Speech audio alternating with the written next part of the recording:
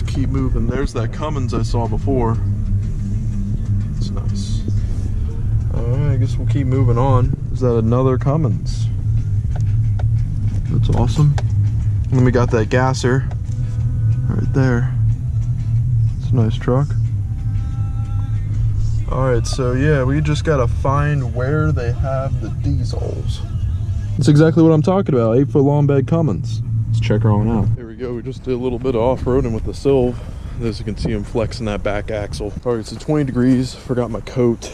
Got this single cab long bed, 8-foot long bed. Looks like it's got a fifth wheel setup, equipped it. I'm actually loving those rims. Never seen something like that before. It's actually very unique. Look, 265 60 R20. Let's see if it's open. Yeah. Ooh, lowers down nice. And the shocks aren't there on the edge. Usually that's where it is. If you look under here, back axle, got a nice, oh, the spare is an actual rim like the others. That's actually really cool. And yeah, got a nice solid axle in the back. Gotta love that. That's a weird little gas cap. Good thing I don't have to deal with that. Okay, so the inside, pretty standard. Not too bad. Just like the other one I looked at. It's nothing special.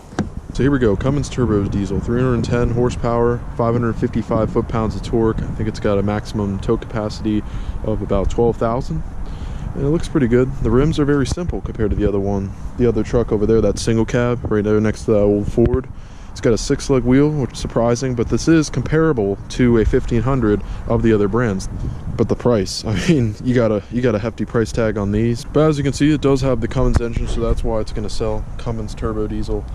I don't know if I like the setup of that. It's kind of giant badging and there's no ventilation here, so it's kind of a fake look to it. Not vent from there, my hand is about to fall off. But yeah, Titan XD, man, it doesn't look too bad. Look in the interior here, it has a window scooping down just like a Ford. If you look on the inside, pretty simple interior, no touch screen. Yeah, it doesn't look too bad. A little outdated for me, but as you can see, it's a simple truck, and if you need one for work, this is a truck to pick up. They're equipped with the ACEN transmission, which I think might only be available with the Ram 3500s of the newer models. I forget when they first introduced it, but for my year truck 2011, my Ram at home, they do not offer that, and it'd be cool to have that. So you're coming over to the gas cap. I hate this. You got diesel exhaust fluid. You got to fill that up every couple thousand miles, and then we got the diesel tank, of course. It's kind of really a big gas cap to be able to fit all that in there.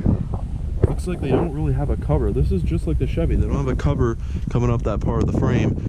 Over here, it's not really set up for the fifth wheel, but as you can see, you could drill it. And I do like how it's bed lined. It's definitely a different material.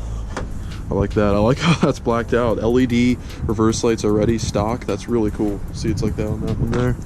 Blacked out bumper, just the way I like it. Actually metal, not plastic. And it's weird because the Chevy work trucks, they'll still make this chrome. They're like, oh, we're trying to help them out, make it chrome. No, I don't like that. 4-wheel drive.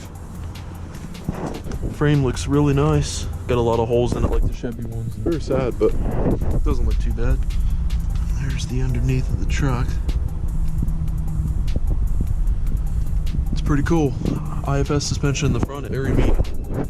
Very awesome. So $46,000 Cummins 5.0 V8 turbo diesel, 310 horsepower, 555 foot-pounds of torque, ACEN 6-speed automatic transmission, shipped on the fly, 4-wheel drive. That's how you got to do it. 2-speed transfer case with 4 high, 4 low, 4-wheel power disc brakes, 4-wheel active brake limited slip. Wow, so it includes the convenience and utility package, which is the bed liner and integrated receiver hitch, wiring harness connector. But then look, splash guards for $235 for these splash guards.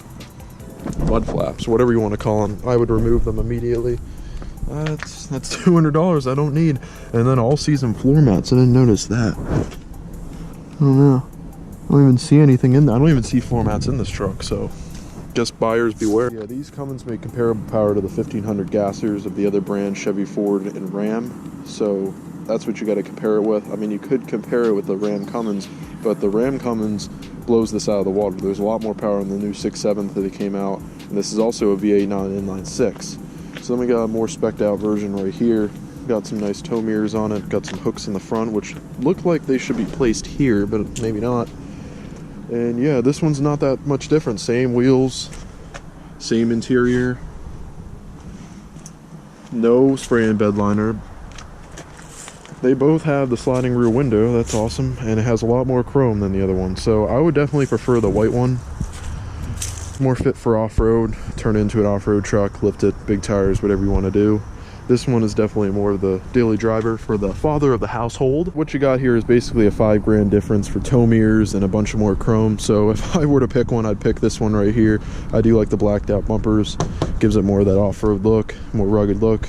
You can just replace this plastic if you ever bang it up or anything. All right, so my hands are completely red now. I'm gonna head back into the truck. All right, it is freezing outside, but we are back in the truck here today. So yes, the Nissan Cummins. Honestly, I don't think it's that bad of a truck. I don't mind the look of it.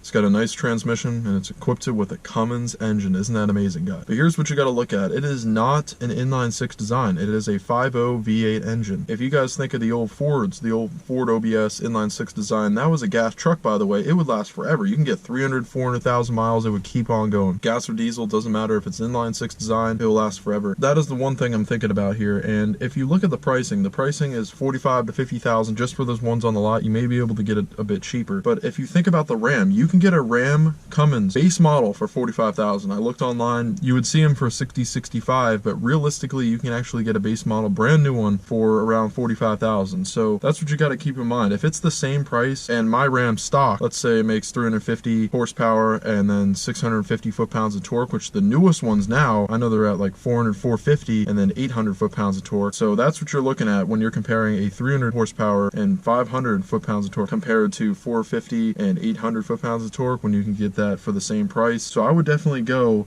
with a Ram, and reason being is because I like the look of a Ram better. It makes more power, it has an inline-six design, and the only reason I could see to go with a Nissan Cummins is, well, if you're trying to go for something new, and it also has the Aisin 6-speed transmission, which I know they offer in the newer Rams. It may be just the 3500, so it's cool that they put a nice transmission with these trucks, and that's what it's got going for it. For you guys that want to try something new in a new Cummins engine, it may be very reliable. So I hope you guys enjoyed this video. If you did, make sure to give it a thumbs up. Don't forget to subscribe so I can see you next video. Until next time, take it easy.